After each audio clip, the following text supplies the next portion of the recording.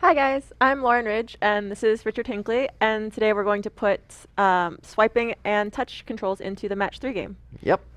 All right. So let's just get right into this. We have our code up here, and right now we've gone a little bit back from where we showed the program last time.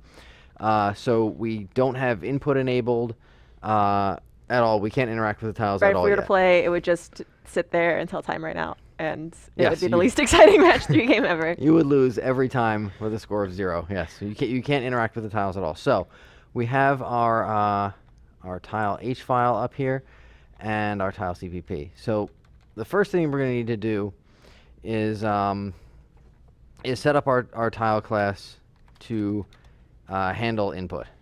Right, and it's the tiles because each tile actually knows when you click on it or swipe across it. You want to handle it on that level. Yes. As we said last time, I guess we should reiterate a few of those things. We decided that the tile itself would know when you interact with it, and the tile will tell the grid, which will know what to do based on what type of game the grid thinks it's playing. In this case, it's always going to be match 3 or match 4 or match 2. Match Oh. 2 just plays itself though. Match 2 is not the best game, unless you really like particle effects. So the grid will handle that, but the tile needs to know when you've clicked on it and just to notify the grid that that's happened. So there are a few events that already exist in the engine that we can simply override. So we have an onClicked event, and we're going to add a function to be called when we click it. So the function will be called on this tile when this tile is clicked, and we're going to call the tile. Let's see. Here we go.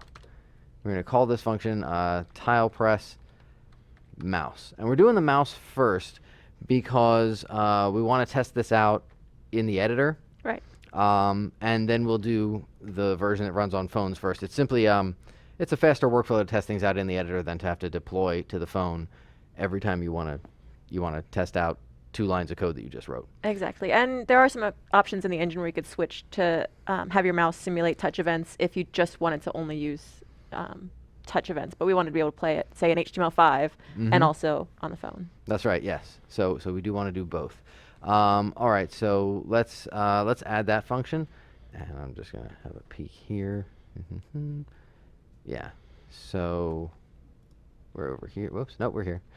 So we're gonna need. Wait, where did I just put that? I just put that in begin play. So let's add it under begin play just for the ease of seeing it.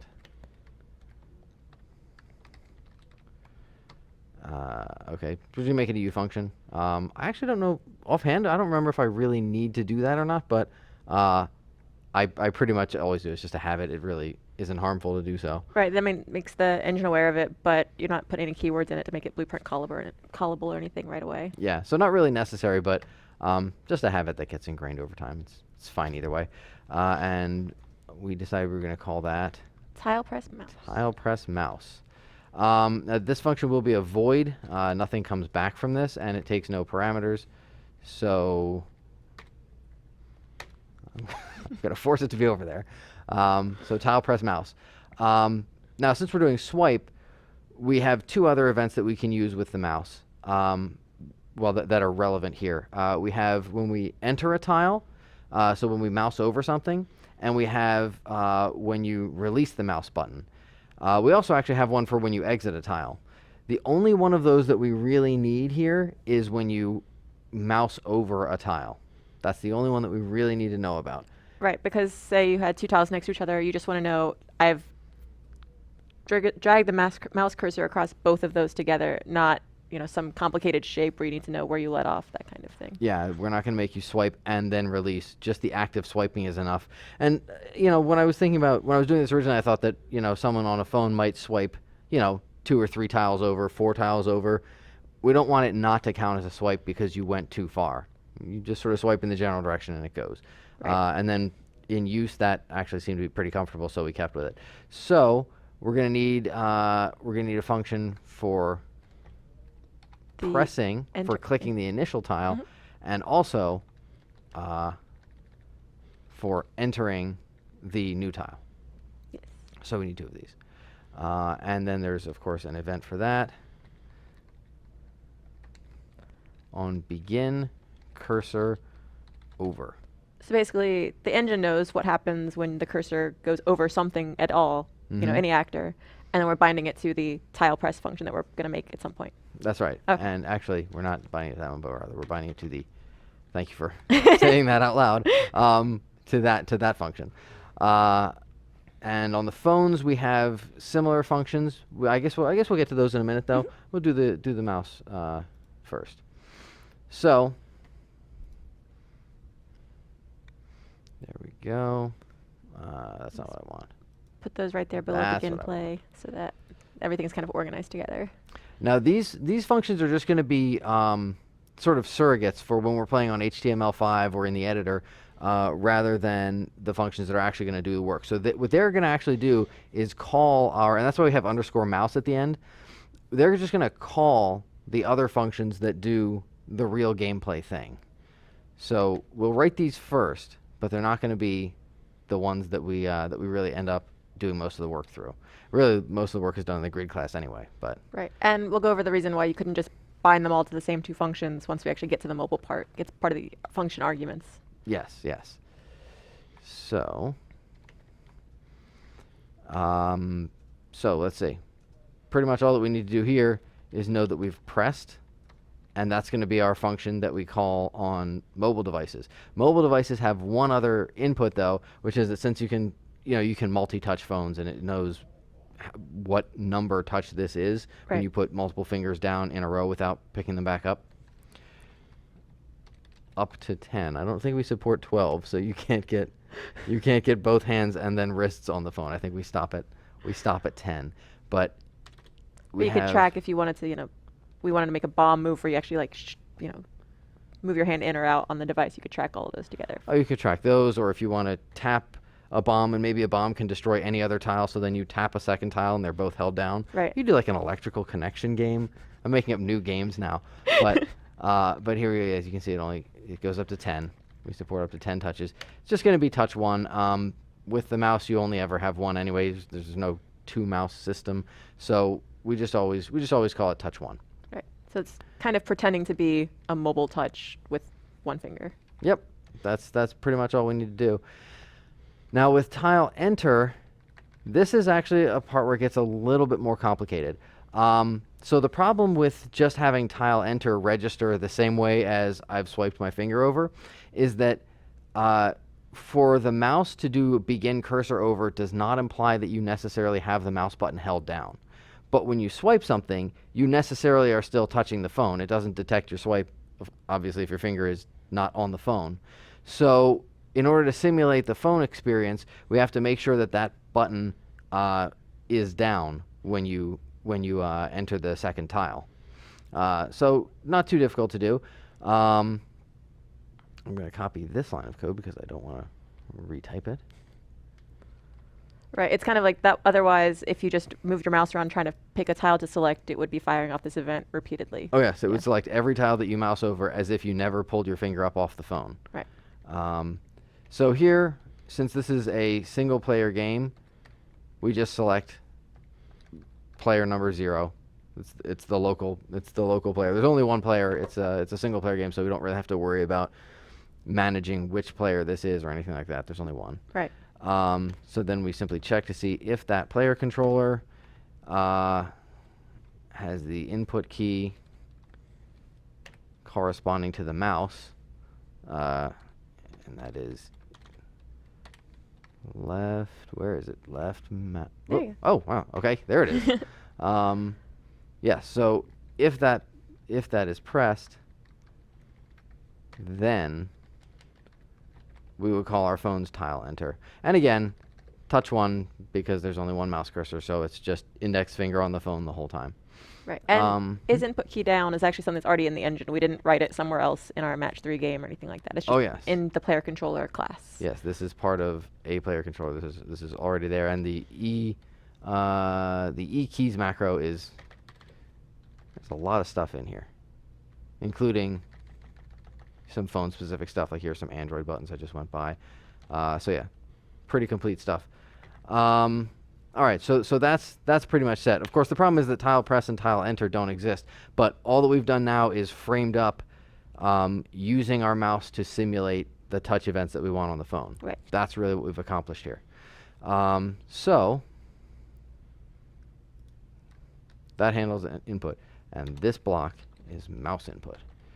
All right, so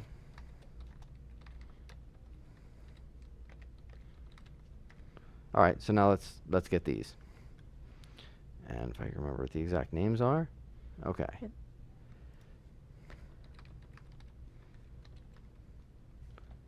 Here you can see these.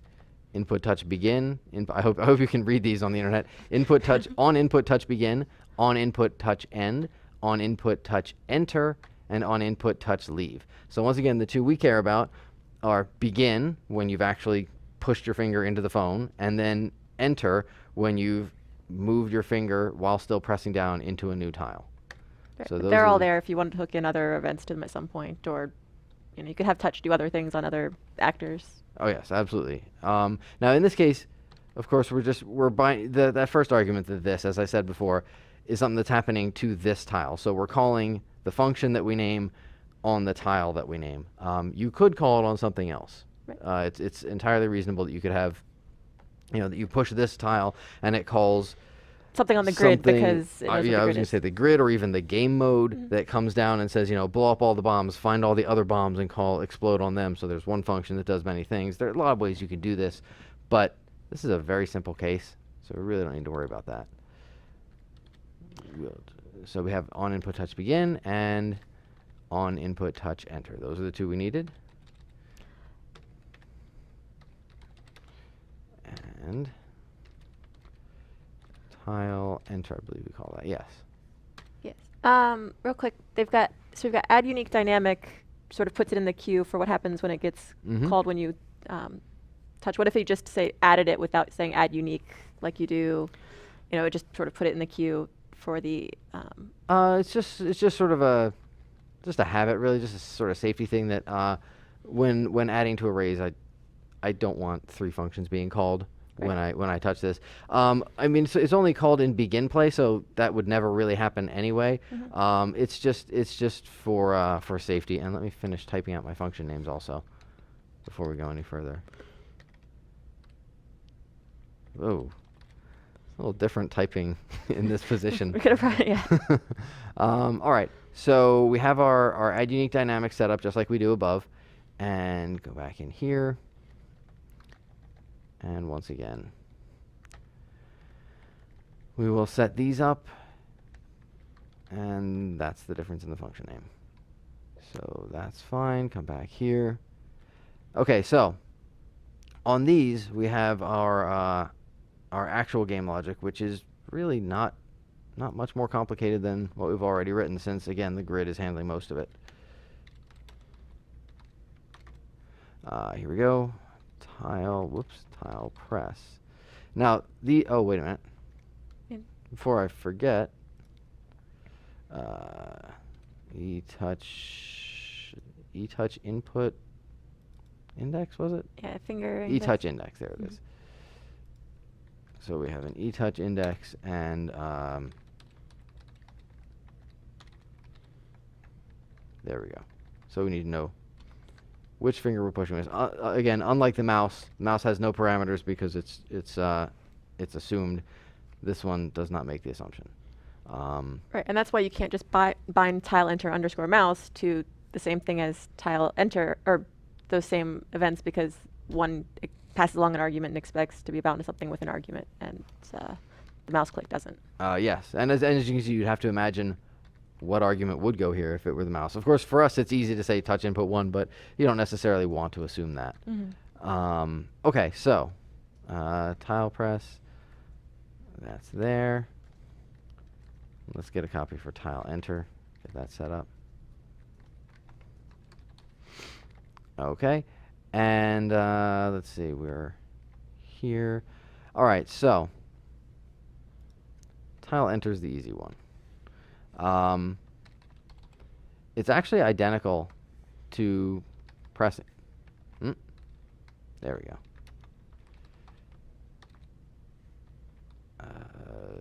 touch one, was it? Yeah. Thank you. Yes. Okay. So we already have the game set up and working so that when you click one tile and then click another tile, they swap or attempt to swap. So when you click one tile and drag into the next one, that's really identical to just touching it. Right. There's no need for us to write any additional code for that. Just reuse the code that we already have. And this decreases potential bugs because if we change anything about how clicking a tile works, we don't have to remember to change the exact same thing for swipe. All the code happens in one place. It's a much better practice. Right, like touching a tile selects a tile, swiping over it selects it, that same kind of functionality. Yes. And I'm going to copy this line because it's long, and then I will explain it. So. And this is for tile press, right? The very first selection. So this is for tile press, which is also what tile enter does. So we need to make sure that we have a grid, which we should always have. Something is pretty wrong if we're not part of a grid. We need to know whether or not there's currently a selected tile. Right. It's sort of an important detail there. And that this tile is the neighbor to that tile. I'm in the wrong place. Excuse me. Wait, no, I'm not. 1 second. Yeah, this should be tile enter. Yes. I wrote these in the wrong order.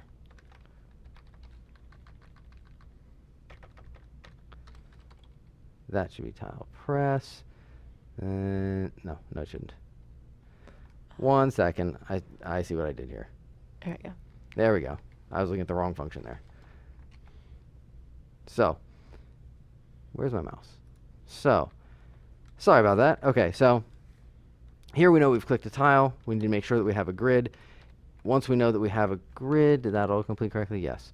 Once we know we have a grid, we tell the grid on tile was selected? Yes, on tile was selected. And what tile?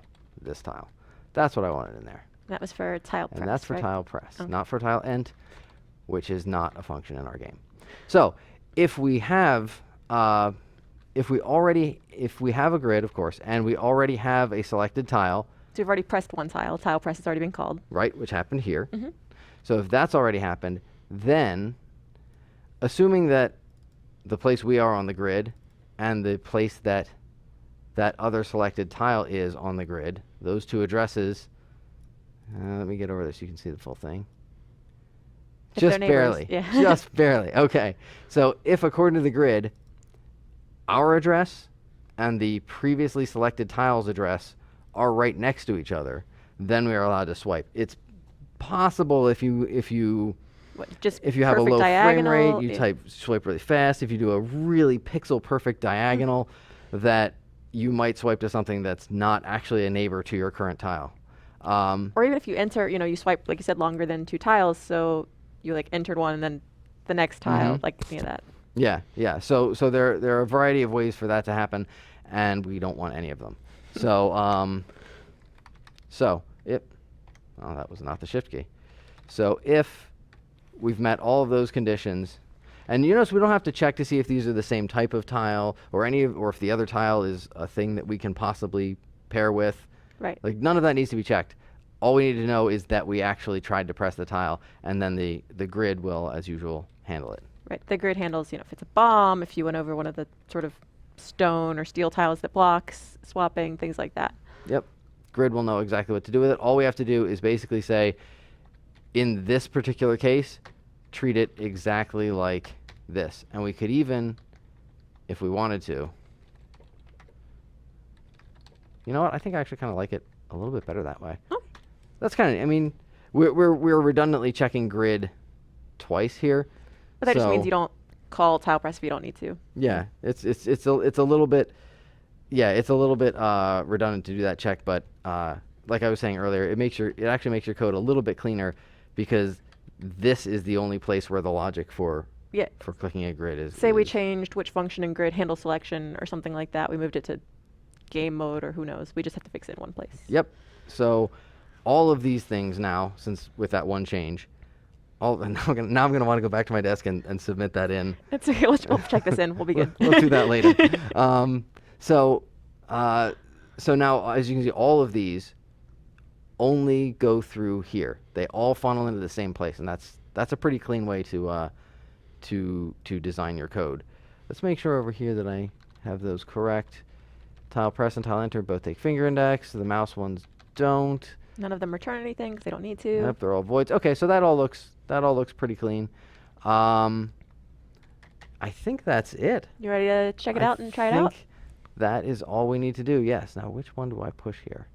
Yeah, Is it right here? there. Mm-hmm. We're here. All right. And So we're here. And let's make sure we're playing in new editor window. Okay, that's good. Okay. So I want to find two that we can't swap. All right, so we can't swap those. That was just the clicking. Click again. Now click and hold, and the same result. So it works exactly the same as, and let's do one that succeeds, because that's fun too. And it goes. So it works the same way. Really, that's all we want to do was make sure that the function between click, and the function for click. Oh, this is a good one. Click, drag. Combos. Look at all those particles. So that's what we really want to do there. We want to make sure that it works the same, that the game is undisturbed by it, and then that way our piece of code is sort of isolated from the rest of the game. Anything that if we do anything wrong in swipe and swiping doesn't work, okay, we can fix it.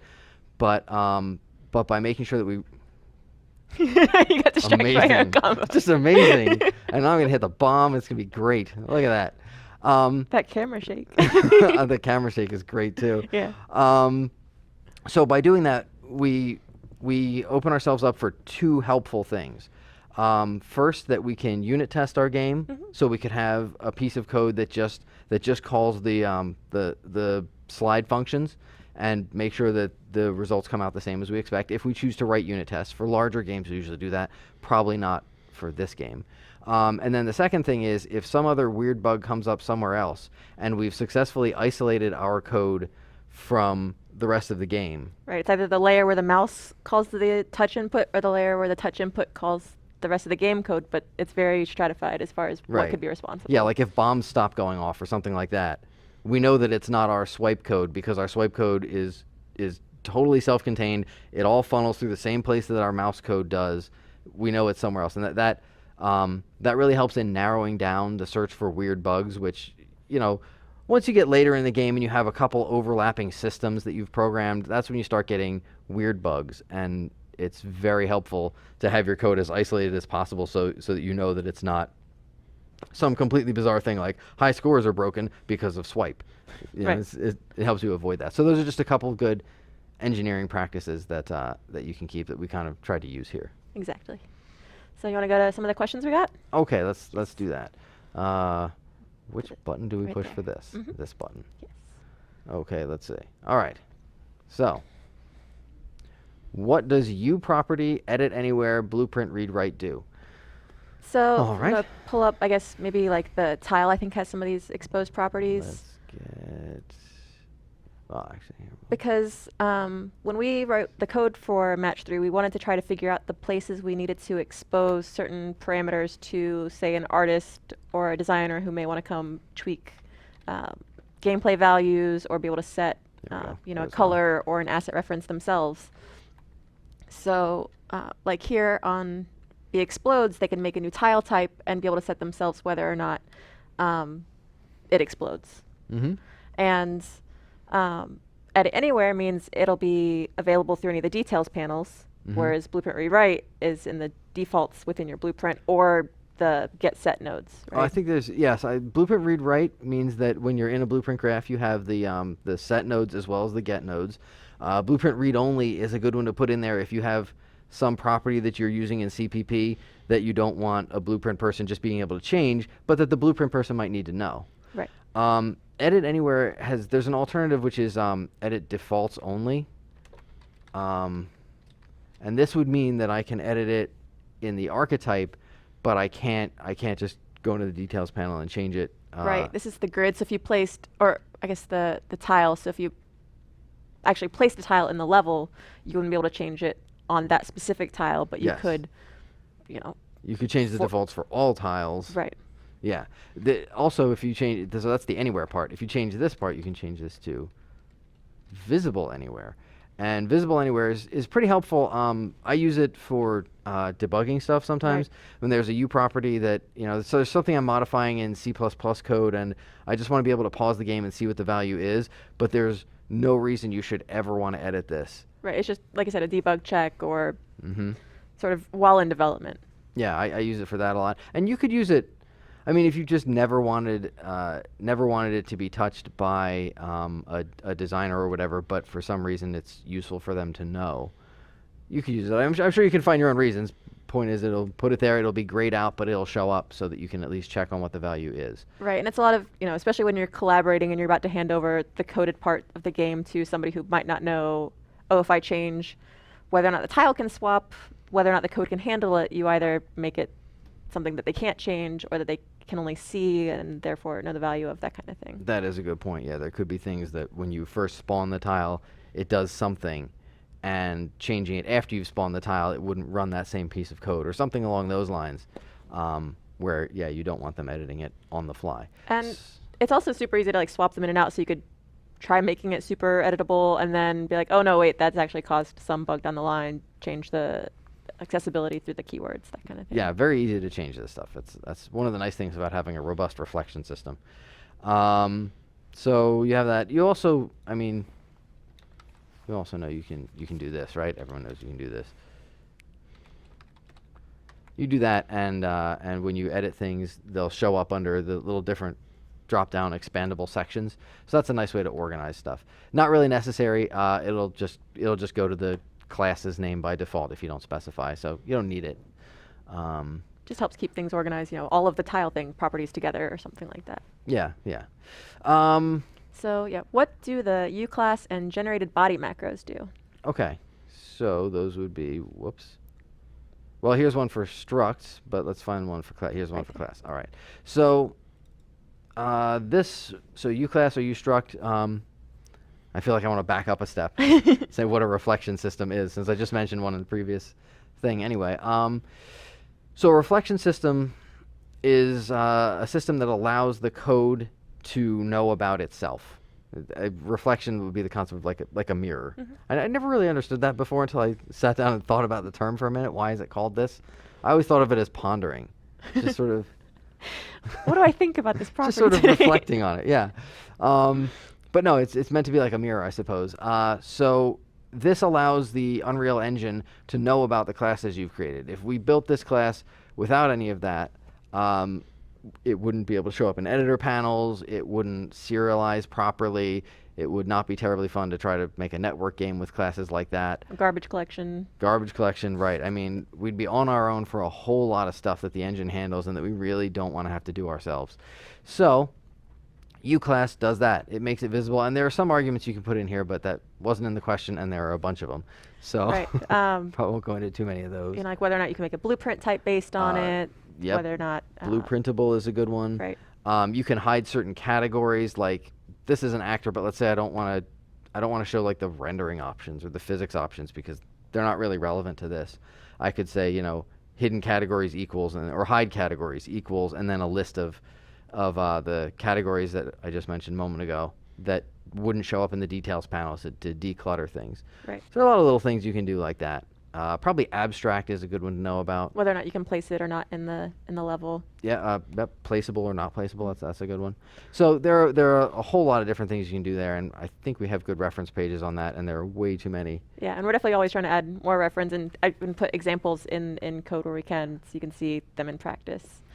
Generated body, on the other hand, right, has no arguments. That I've never used an argument here. I don't think it even supports any. No, it's more of the macro.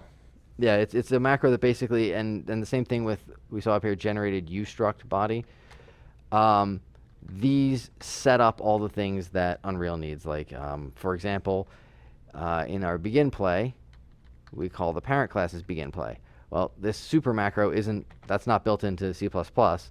That's one of the many things that generated body creates for us. It tells us exactly what class, in this case, this one, exactly what class super refers to. It sets up a lot of other things that Unreal needs, and it just does it in one line. So you just put it there. And one thing, if you saw code like before, I think 4.5 or 4.6, it automatically made things below it public, but Oh, we right. don't do that. Now generated body, which is different than generated UClass body, doesn't. So we add public for anything we want.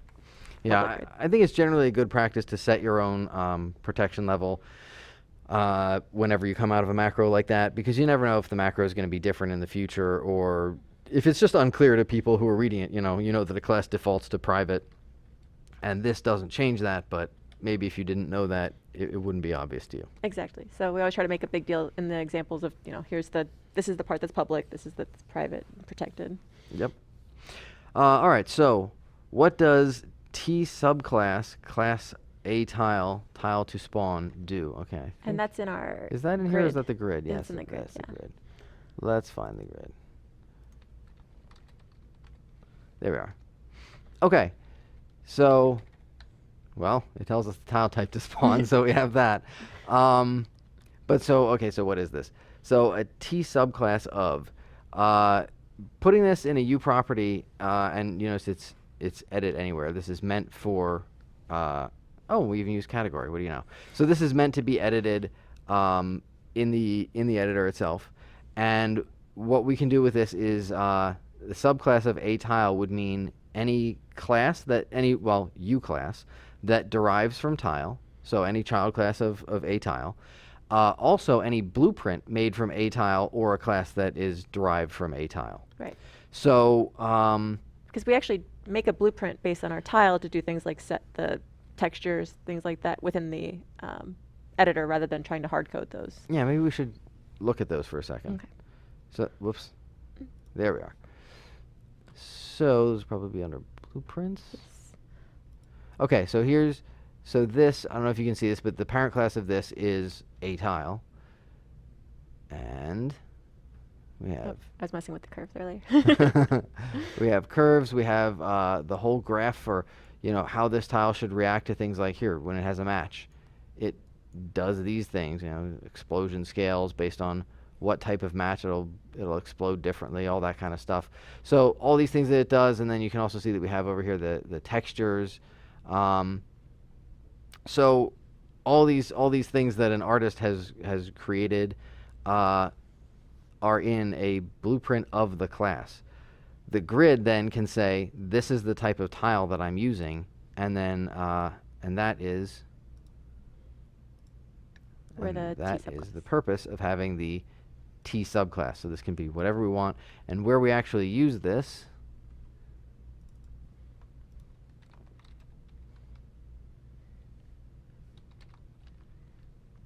well, don't spell it right, it doesn't work. I actually can't even read that. Let's try that again. Tile to spawn. There we are. So, right around here. Any moment now. So spawn Spawn actor. params. You see the spawn actor? Yeah, spawn there it on is. top. Yeah, there we go. There we go. Okay. So there we go. So since we know it's a subclass of a tile, we know we can deal with it as if it's an a tile. Any function that a tile supports, it must support.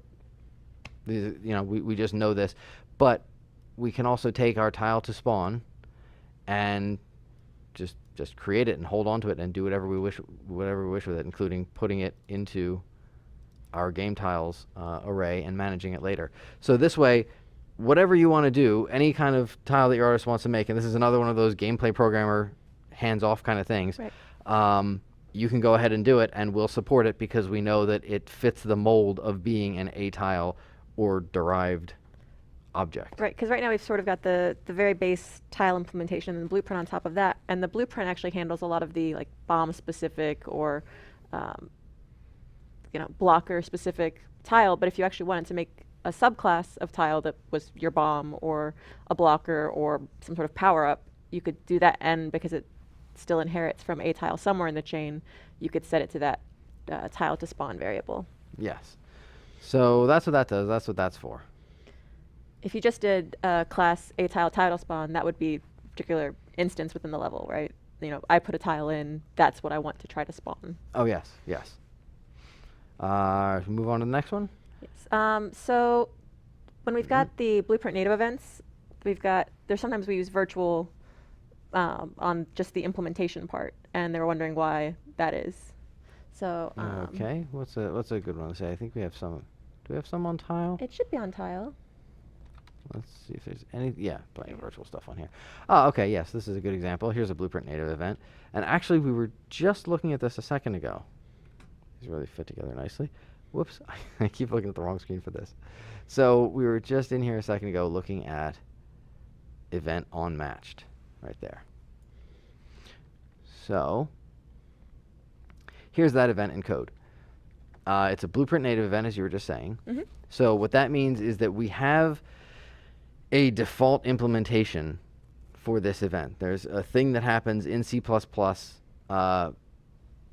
every time we call unmatched. Yes. And it's this. We notify the grid that that we're done. We're done. The tiles have been matched. So that so the grid in our game needs to know that that tiles have finished doing whatever they're supposed to do once they've matched. If you don't give it anything to do, we just make sure that the process ends so that we don't just sort of leave the game waiting for something that's never going to happen. But if you want to, what we can do is come in here and do any kind of animations, timelines, all this cool art stuff over here. Yes. I think even camera shake is in there somewhere. I wonder where it is. Right there. In the Is it? the Oh, second one. is this one it? Mhm. Yeah, there it is. Play World Camera Shake. Ah, I love those. Love camera shakes. And then once we're done all of that, we call the parent function, which is this.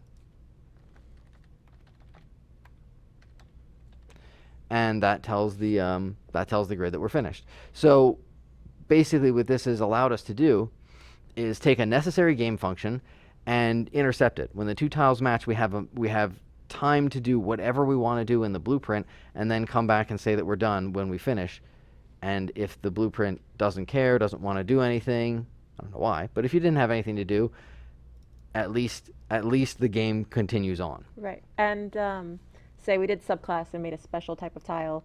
If you wanted to override unmatched implementation, that's why we put the virtual on it, so that you could override the code version of what happens when they match. That's right. If you had another tile that when it matches, I don't know, does something else automatically, maybe unlocks an achievement. Like you have a special tile that unlocks an achievement, and that's just a C++ behavior that's kind of hard-coded in there. You could have your derived class implement a function like this that would say, you know, do achievement thing, and then super LL, and then super unmatched implementation, and then there you go. Then that would come back up to this class, which would then do this. Right. So basically, because the one you want to override when you're working within code is the underscore implementation version, that's why that one's got the virtual on it in the header. Yes, Yeah. yes. And just to stress the point again, this, if this tile were derived from the tile that gives you an achievement when you match it, Right. this call to the parent function that you see right here, that's as much as I can zoom in, would go back to the one that gives you the achievement and then calls the original one that tells the grid that the match has been completed. Right. So that's sort of that's kind of what virtual is all about. It's all about overriding behaviors, and you have the opportunity to override the behavior in addition to the original behavior, which you usually want to do. Right. I mean, there may be some cases where you're like, I don't want to do, say, for a jump, I never want to do a regular jump. I always want to double jump, and you'd override a jump function. Actually, I think we have an example of that. Where is it? Oh, actually, let's just go to the next question, because that is what we're talking about.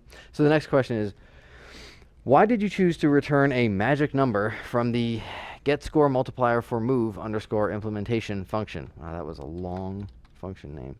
I think we could fit like 2 more words in there. Would be good. All right, let me get this and find where we wrote that. All right. So the function itself looks like this. So we give a point value for the tile. This is after you've succeeded to move with a tile, any kind of move.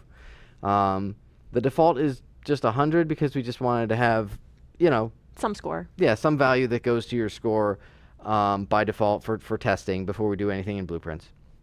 So there's the one. Here's the other. So here's the default.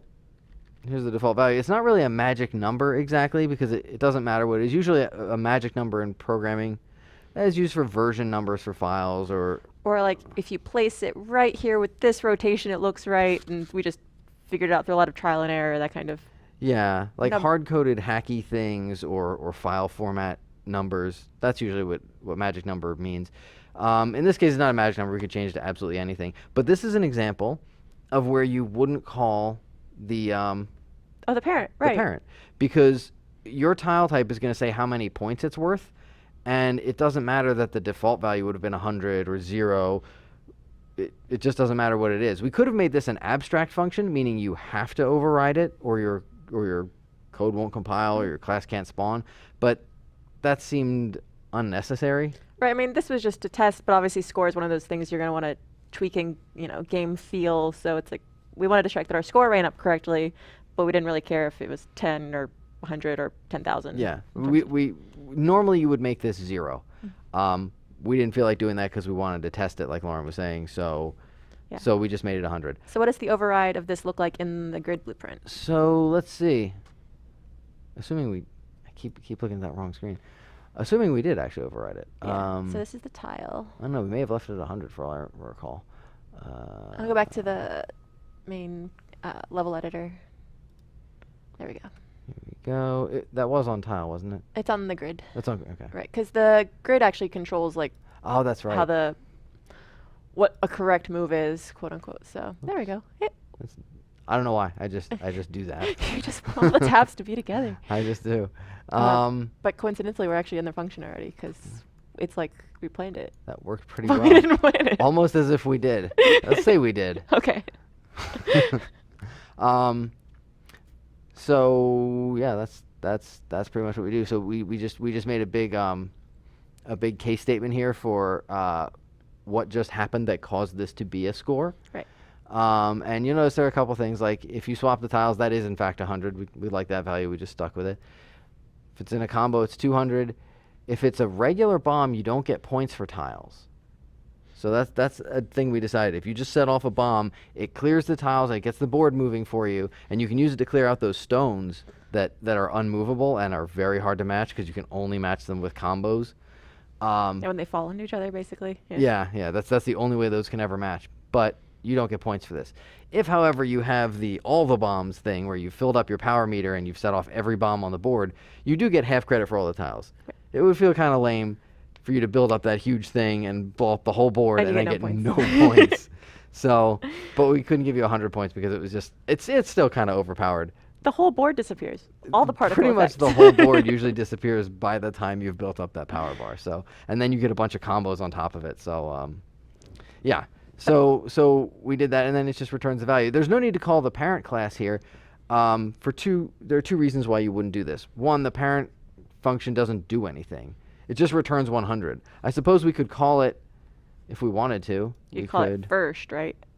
Yeah, we could call it here. So we would call the parent function, and then the parent function could continue to here, and that's fine. We would probably want to tell the parent, we probably want to hook up all the parameters. There's only one, but we want to hook up all the parameters here so the parent function, knows what's going on.